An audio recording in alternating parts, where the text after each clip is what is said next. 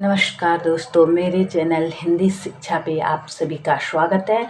तो दोस्तों, जैसे कि आपको पता है, आजकल मैं उत्तराखंड एलटी की स्पेशल आपको तैयारी करवाती हूँ। उत्तराखंड एलटी में मैंने हिंदी और शिक्षण अभिरुचि से संबंधित जितना भी सिलेबस है आपको बताया हुआ है और उसी के अकॉर्डिंग मैं एक एक चैप्टर करके आपको तैयारी करवाती हूँ। आई होप कि आप वो वीडियो देखते होंगे और मैंने आपको पहले भी कहा था कि ज़्यादा से ज़्यादा अपने दोस्तों को, जो बच्चे देखते हैं, दोस्तों को भी जोड़ने की कोशिश करें। और इसी क्रम में मैंने पेपर तो आपको 3 साल के करा लिए हैं। तो कहीं मैंने देखा था बच्चे पूछते थे 2021 का पेपर कराएं, तो 2021 का पेपर मैंने अपने चैनल पे 2-3 बार ही कराया हुआ है। तो आप उस पर देखें कैसे क्वेश्चन आते हैं। क्वेश्चन रिपीटेड तो नहीं होते हैं, पर उससे एक अंदाज़ा आता है कि क्वेश्चन किस प्रकार के आएंगे, तो आप उसी प्रकार से तैयारी कर सकते हो। तो उसी क्रम में मैंने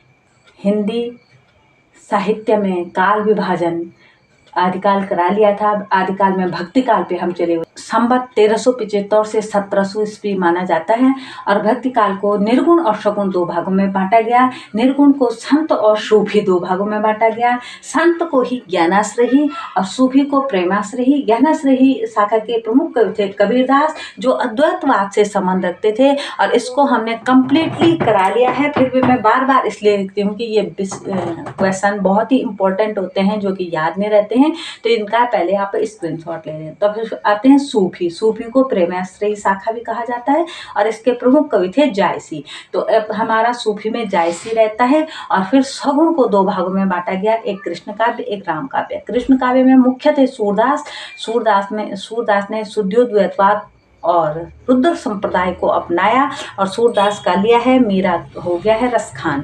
इसको मैंने कंप्लीटली करा लिया है। अब आगे हम करेंगे राम काव्य पढ़ेंगे और उसके बाद जायसी बचेगा, फिर लास्ट में जायसी को पढ़ेंगे। तो राम काव्य के प्रमुख थे तुलसीदास। राम काव्य में तो बहुत सारे जो कवि हुए हैं, पर मुख्य थे तुलसीदास। और तुलसीदास ने जो संप्रदाय अपनाया वो था श्री संप्रदाय, और ये विशिष्टाद्वैतवाद से जुड़े थे। इसको अच्छे से याद कर देना कि तुलसीदास विशिष्टाद्वैतवाद से जुड़े थे और श्री संप्रदाय उन्होंने अपनाया था। आई होप कि अब यहाँ तक आपके समझ में आ गया होगा। अब हम अगला करेंगे हम गोस्वामी तुलसीदास।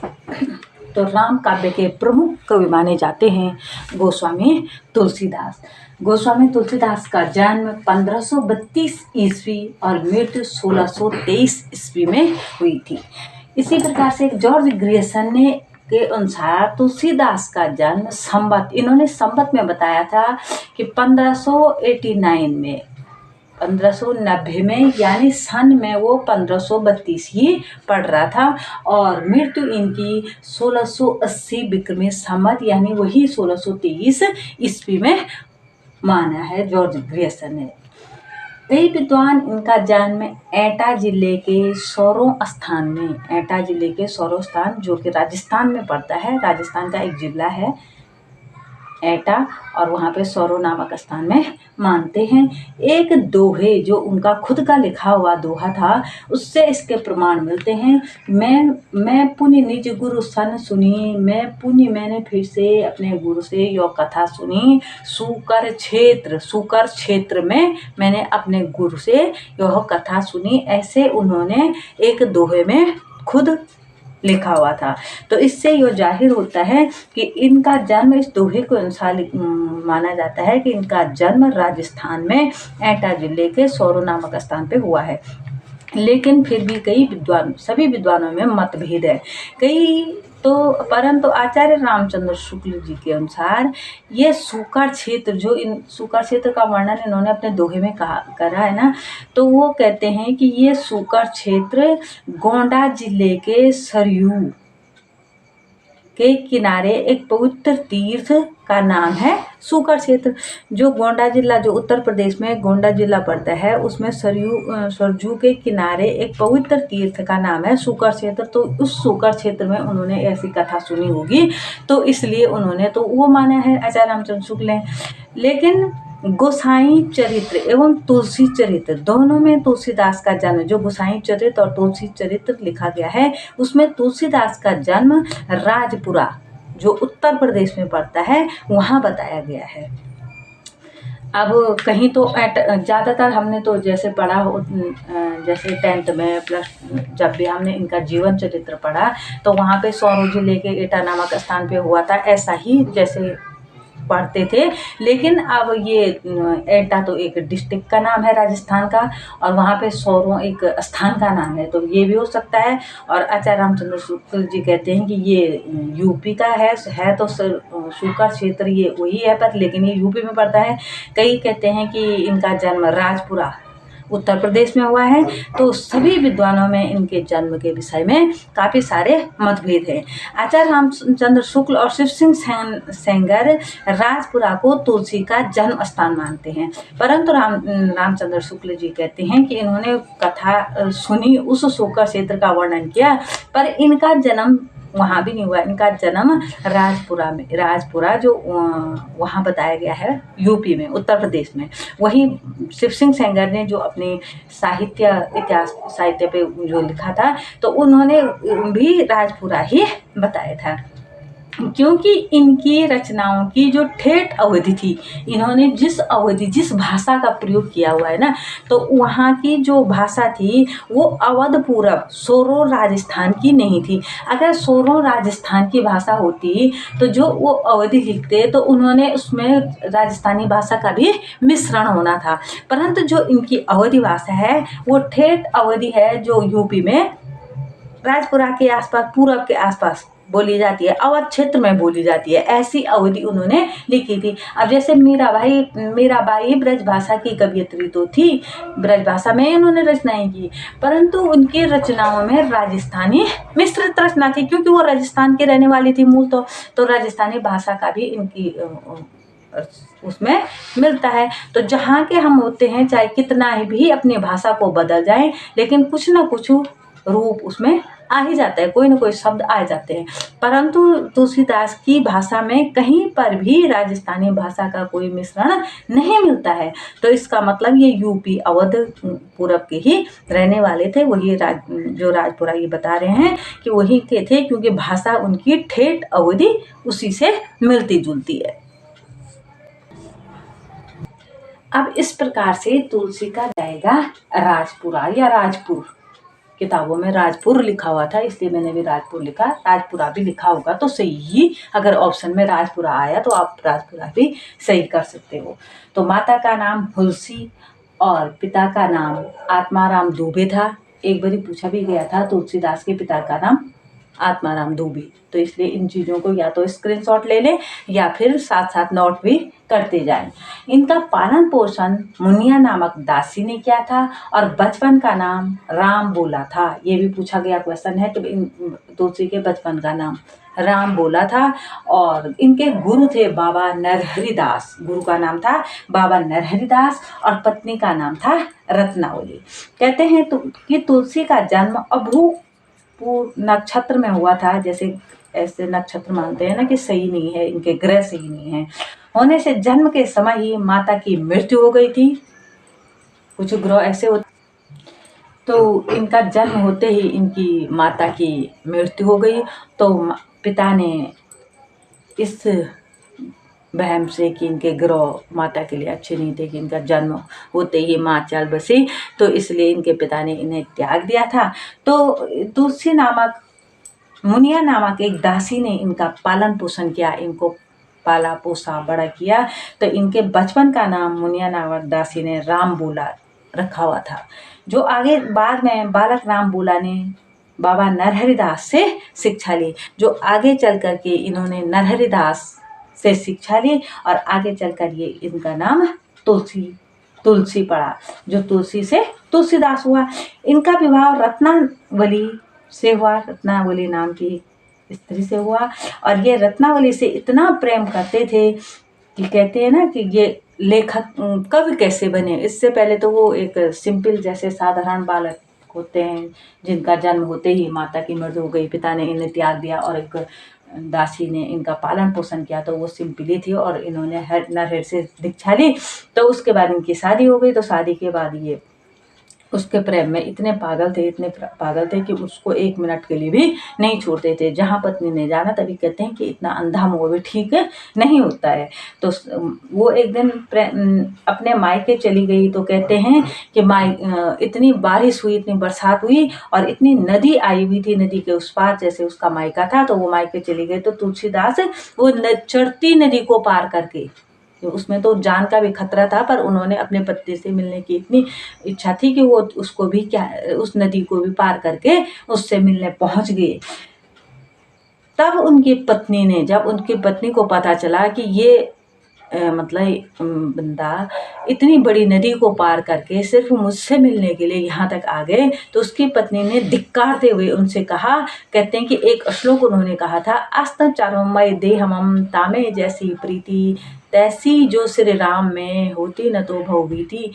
कि उसने कहा था कि जैसी प्रीति, जैसी प्रेम तुम्हें मुझसे है, कि मतलब आप अपने जान की भी परवाह नहीं करते हो, 1 मिनट भी नहीं छोड़ सकते हो, तो अगर ऐसी भक्ति, ऐसा प्यार अगर भगवान श्री राम से होता तो क्या तुम्हारे इसी में क्या हो जाता, कुछ भला हो जाता।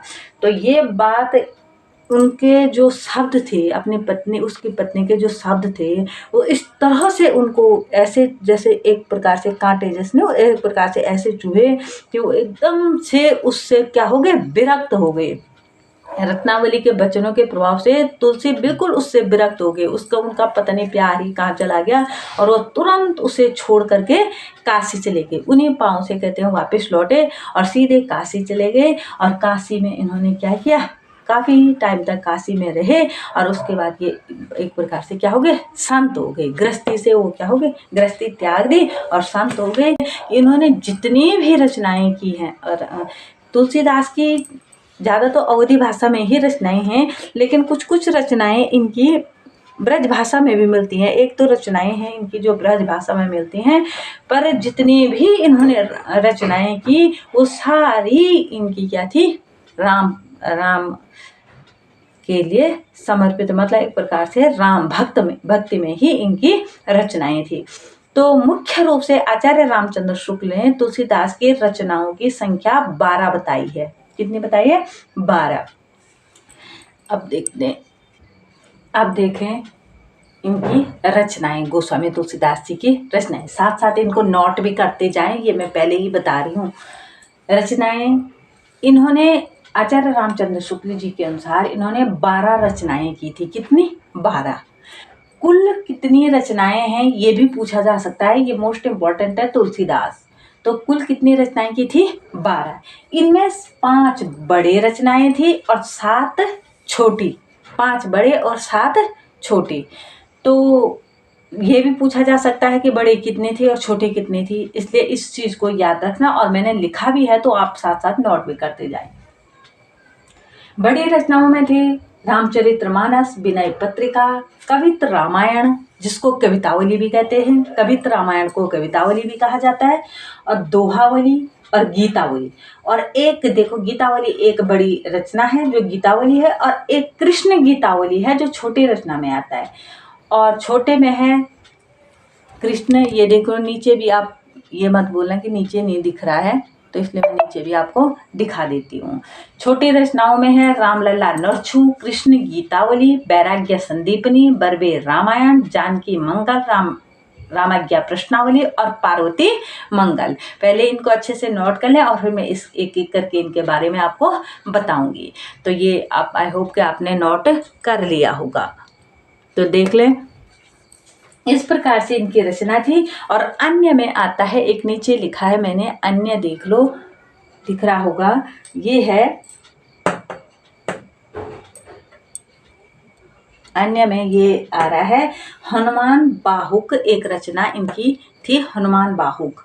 तो ये इस प्रकार से इनकी रचनाएं थी। ये इनकी रचनाएं अच्छे से याद कर लें सारी। बरबे रामायण की रचना तुलसीदास ने, क्वेश्चन पूछा जाता है, बरबे रामायण की रचना तुलसीदास ने अपने मित्र अब्दुल रहीम खाने खाना, जो रहीम दास जी का नाम था, अब्दुल रहीम खाने खाना के आग्रह पे की थी। ये चीज़ें नोट करते जाना, इसलिए मैं इम्पोर्टेंट जो क्वेश्चन है उनको आपको बताती जाती हूँ साथ साथ। अगला था कृष्ण गीतावली, जो कृष्ण, एक एक रचना के बारे में एक एक बात मैं आपको बताते जाऊंगी, साथ में आप नोट करते जाना। कृष्ण गीतावली की रचना उन्होंने की थी वृंदावन यात्रा के अवसर पर तुलसी ने की थी। जब कृष्ण गीतावली की तो ये वृंदावन की यात्रा पे थे और यात्रा के दौरान ही उन्होंने कृष्ण गीतावली की रचना की थी।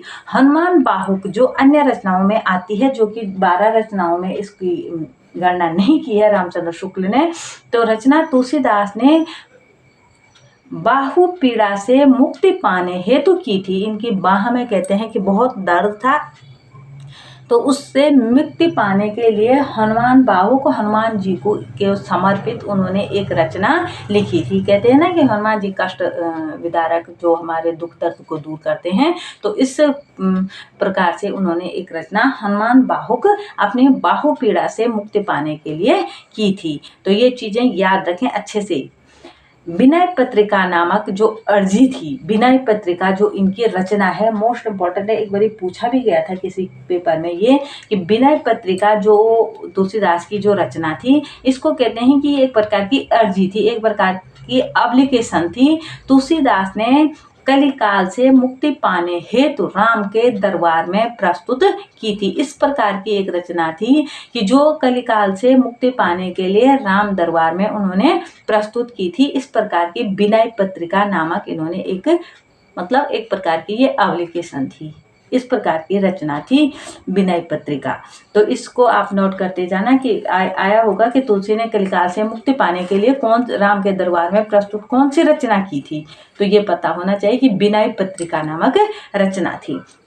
अब रामचरितमानस जो मुख्य इनकी जो रचना थी, इसका प्रारंभ अयोध्या में, रामचरितमानस का ये साथ साथ अब नोट भी करते जाएं।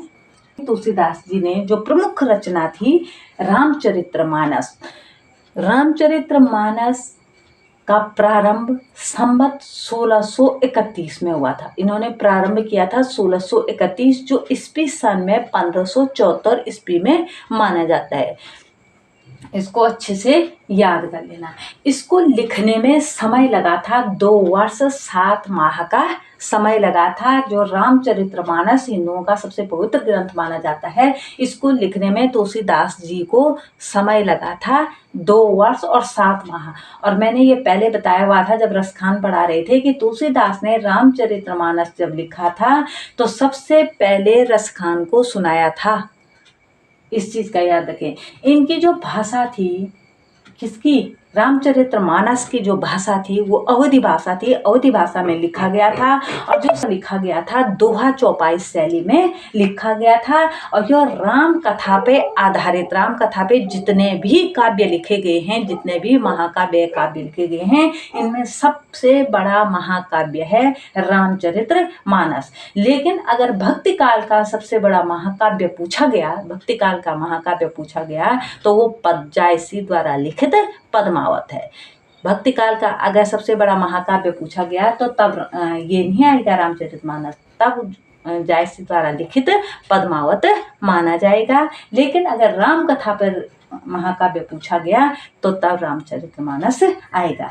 रामचरितमानस में 7 कांड हैं, याद रखना। सबसे पहले है बालकांड, जिसमें रामचंद्र जी के बाल लीलाओं का वर्णन है, जन्म से लेकर बाल लीला। फिर दूसरा है अयोध्या कांड, जब वो थोड़ा बड़े हुए। तीसरा है अरण्य कांड।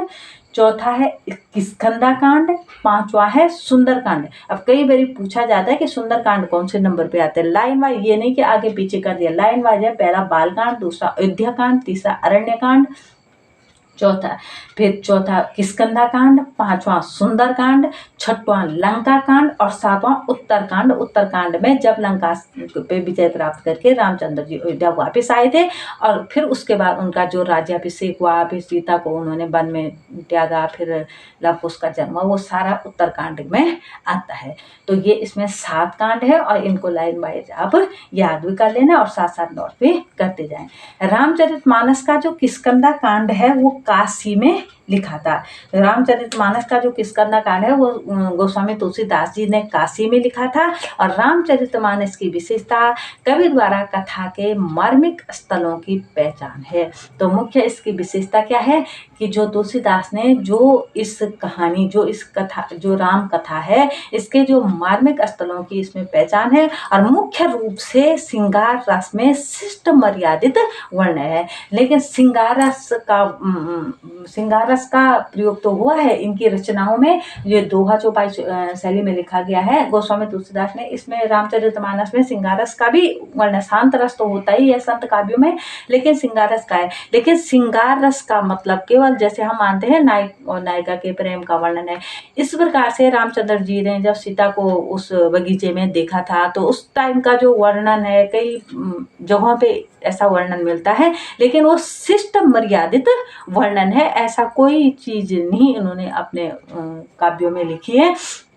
रामचरितमानस में सर्वत्र समन्वय, एक समन्वय स्थापित किया गया है। मतलब इसमें श्रृंगार रस भी है, शांत रस भी है। फिर इसमें आगे जा कर के जो जब लंका पर उन्होंने चढ़ाई की, लंका विजय की, उस टाइम वीर रस भी है। लेकिन हर चीज में इन्होंने समन्वय स्थापित किया है। किसी चीज को अतिशयोक्ति, मतलब अतिशयोक्ति कहीं पे, चाहे श्रृंगार रस का हो, चाहे वीर रस का हो, चाहे कहीं पे भी हो, अतिशयोक्ति कहीं पे इन्होंने नहीं की है। तो सबसे बड़ा इस महाकाव्य का सबसे बड़ा जो इनमें गुण है वो समन्वय है। अगर पूछा गया कि समन्वय मतलब एक सामंजस्य बिठाया हुआ है कि श्रृंगार तो है पर एक शिष्ट मर्यादित है।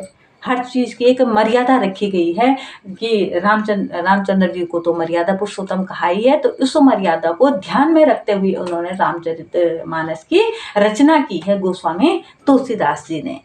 आचार्य हजारी प्रसाद द्विवेदी जी ने कहा है कि लोकनायक वही हो सकता है जो अपार धैर्य और समन्वय करे। उनका सारा काव्य समन्वय की चेष्टा है। हजारी प्रसाद द्विवेदी जी ने किसके लिए? गोस्वामी तुलसीदास जी के लिए ये वाक्य, ये शब्द कहे हैं कि लोकनायक वही हो सकता है कि जो अपार धैर्य लेकर, एक धैर्य के साथ, कहीं पे अपने इस चीज को उन्होंने अतिशयोक्ति, अति बढ़ा चढ़ा कर या ऐसे कुछ ऐसे शब्दों का प्रयोग नहीं किया है कि उनका सारा काव्य एक समन्वय की विराट चेष्टा है, ऐसा हजारी प्रसाद द्विवेदी जी ने कहा था।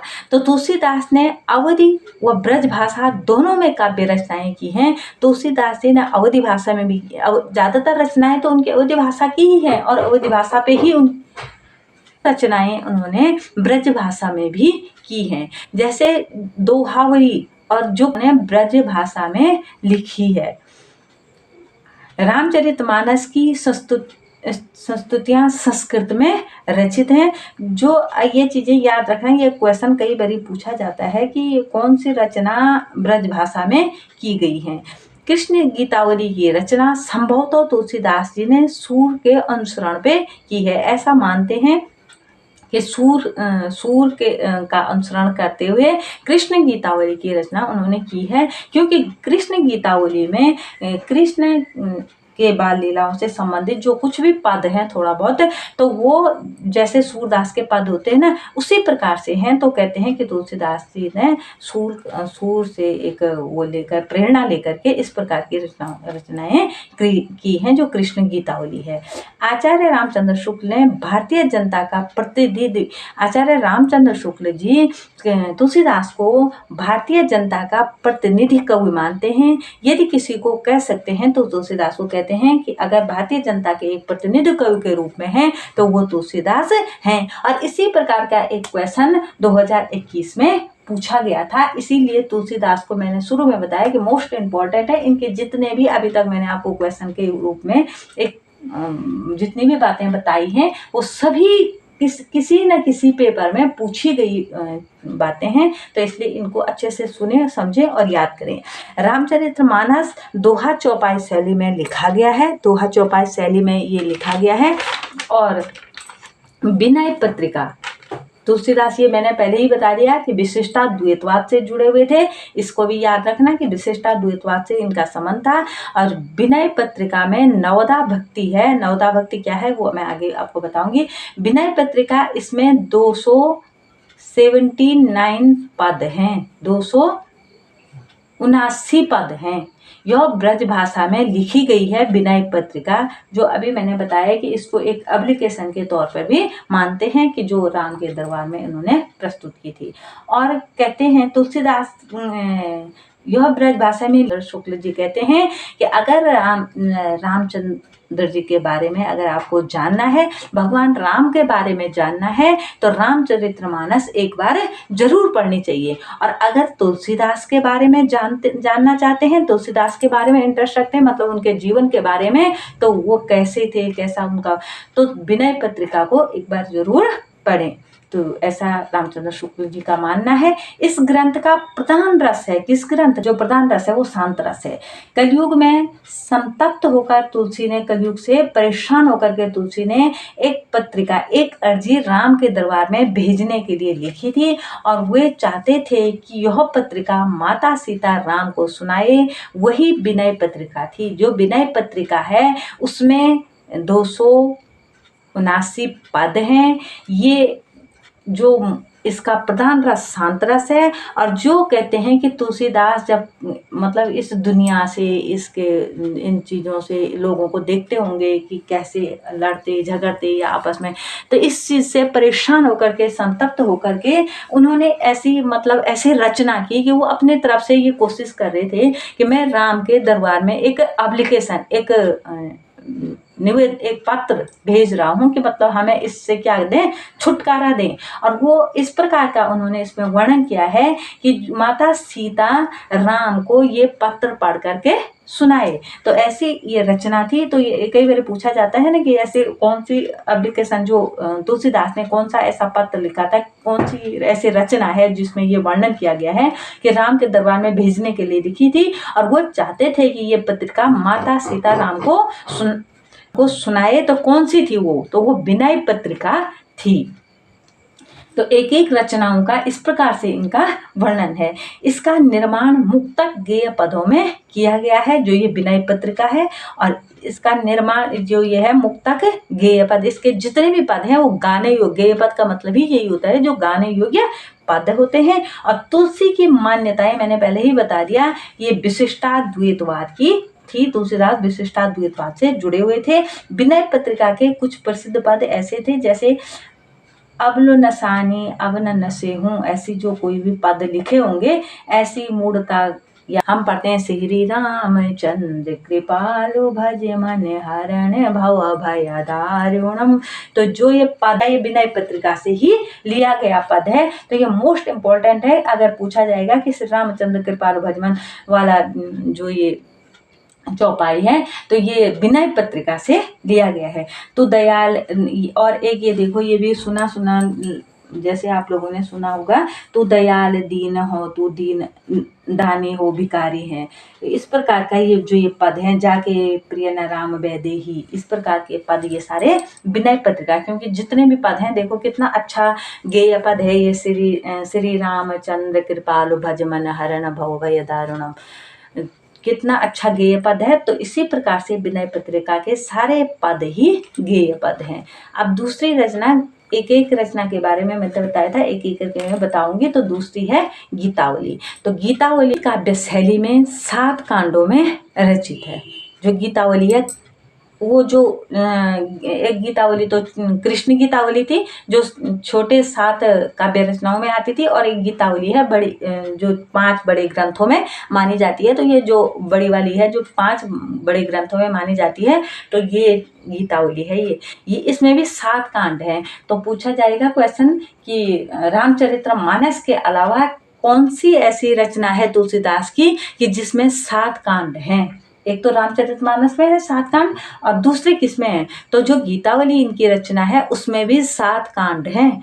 इसमें राम कथा मुक्तक शैली में लिखी गई है, और इसमें राम के बाल रूप का चित्रण कर वात्सल्य रस है। इसमें ज़्यादातर 7 कांड तो हैं, पर मुख्य रूप से इसमें राम के बाल रूप का चित्रण किया गया है। तो इस जो गीतावली का जो मुख्य रस है वो वात्सल्य रस है, जिस प्रकार से विनय पत्रिका का मुख्य रस शांत रस है। और ये बात मैंने पहले भी बताई थी कि जो हमारे रस हैं स्थायी भाव जिसके 9 हैं, शांत रस 9 शांत रसों में वैसे 9 रसों में वैसे शांत रस को नहीं गिना जाता है। और ये क्वेश्चन कई बार पूछा गया है कि रसों में कौन से रस को नहीं गिना जाता है, तो शांत रस को नहीं गिना जाता है। पर लेकिन फिर भी जो संत काव्य हुए हैं, जितने भी काव्य रचनाएं संतों ने की हैं, तो उनमें शांत रस की प्रधानता रही है।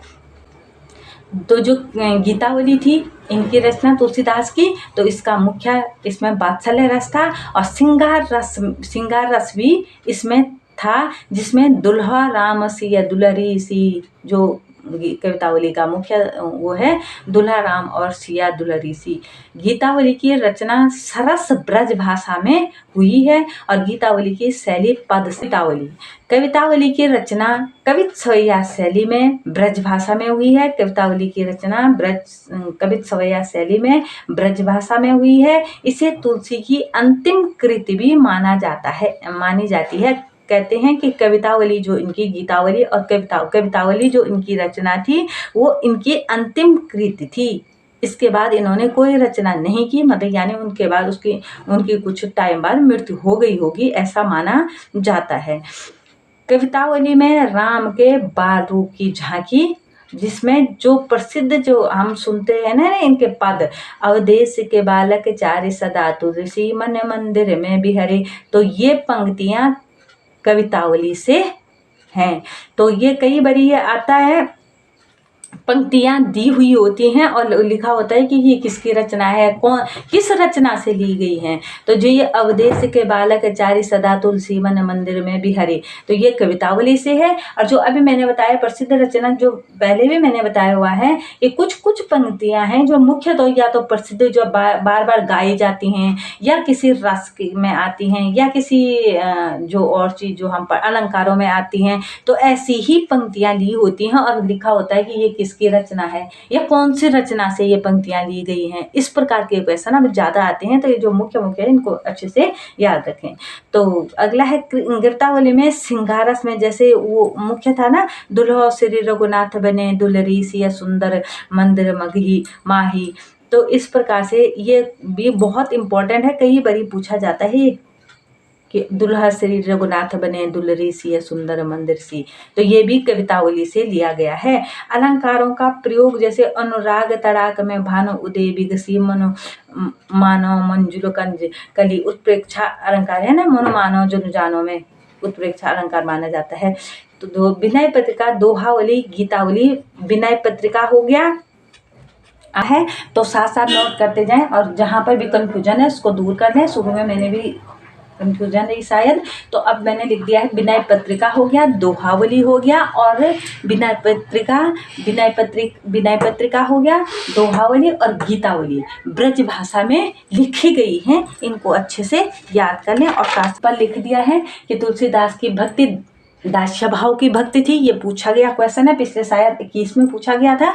और इनकी जो भक्ति एक नवदा भक्ति थी और दास्य भाव की थी। नवदा भक्ति क्या होती है ये नेक्स्ट हम पढ़ेंगे। और शुरू से तुलसीदास का सुन लो। तुलसीदास ने द्वारा लिखित 12 ग्रंथ हैं रामचंद्र शुक्ल जी के अनुसार। इसमें 5 बड़े हैं, 7 छोटे हैं और इसके अलावा एक और है हनुमान बाहुत्र मानस हो गया, विनय पत्रिका हो गया, कवित रामायण हो गया जिसको कवितावली कहा गया है, दोहावली हो गया, गीतावली हो गया। 7 छोटे में आएंगे बरबे रामायण, रामलला नरसू, कृष्ण गीतावली, बैराग्य संध्यापिनी, रामाज्ञा प्रश्नावली, पार्वती मंगल और जानकी मंगल। इसमें ब्रज भाषा में लिखे गए हैं विनय पत्रिका, दोहावली और गीतावली, ये ब्रज भाषा में लिखे गए हैं। बाकी सारे अवधी भाषा में लिखे गए हैं। रामचरितमानस संवत 1631 ईस्वी सन में 1574 में अयोध्या में लिखा गया था और इसका लिखने में समय लगा था 2 वर्ष 7 माह का समय लगा था और 7 कांडों में ये विभक्त है। रामचरितमानस के 7 कांड बालकांड, अयोध्याकांड, अरण्यकांड, किष्किंधाकांड, सुंदरकांड, लंकाकांड और उत्तरकांड। और पुनः उत्तरकांड में जो वर्णन है वो पुनः अयोध्या लौटना। बरबे रामायण व गीतावली में भी 7 कांड हैं क्वेश्चन पूछा जाएगा कि इसके अलावा कहाँ का किसमें 7 कांड हैं, तो बर्बे रामायण में और बर्बे रामायण और गीतावली जो रचना है इसमें भी 7 कांड है। बर्बे रामायण रामचरितमानस की एक लघु कथा है। बर्बे रामायण जो इनकी रचना है ये रामचरितमानस की ही एक संक्षिप्त में लिखी गई एक कथा है। इसमें केवल 69 बर्बे हैं जो 7 कांडों में विभक्त हैं।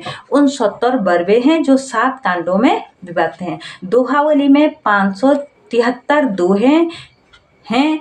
85 दोहे रामचरितमानस के हैं। किसमें? 85 दोहे रामचरितमानस के हैं। और दोहावली अपने सांग रूपकों के लिए प्रसिद्ध है।